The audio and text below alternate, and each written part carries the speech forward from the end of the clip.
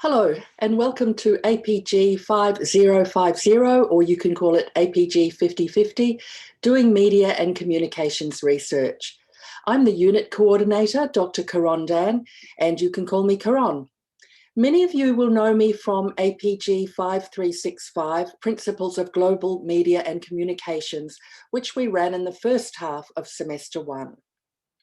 In this short video, I'll give you a general sense of what we'll be doing in this unit. Mainly, we'll be working towards understanding what it means to do media research, how you can go about planning realistic projects that are viable in terms of your resources, experiences, and scope. In particular, we'll be looking at some of the methods and tools that researchers use to find out interesting stuff about how media influences the way the world works. You probably know a lot about media already, because we are all users, consumers, and producers. But there's a big difference between using and producing media and researching, studying, and analysing its influences and effects. I'll be talking more about that in the lectures within the weekly content for this unit. To do really good research, one of the most important skills you need is an understanding of what you're doing, why you're doing it, and how you can do it. It's crucial that you consider what the point of media research is. In media and communications disciplines, we usually approach this consideration from the point of view of the social importance of the media. So we will not be so interested in researching topics such as how can companies market products to their consumers more effectively. That's more a question that belongs in disciplines such as marketing and business. Instead, in the media and communications disciplines, we like to think about what effect media has on many different aspects of societies.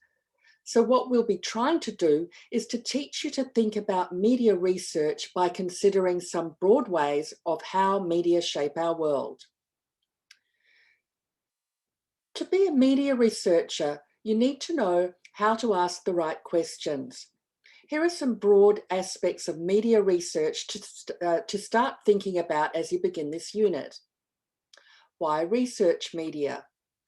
How have professional media scholars sought to frame the question of media influence?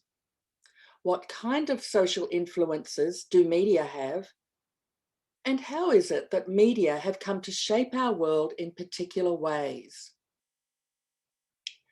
Before you conduct your research, and often during it, it's very important that you appreciate how to become a critical reader of the research of others before you. What that means is learning how to read academic work effectively so you can critically evaluate it. What it doesn't mean is reading articles and talking about how bad or good they are. It's not even about whether you liked it or not.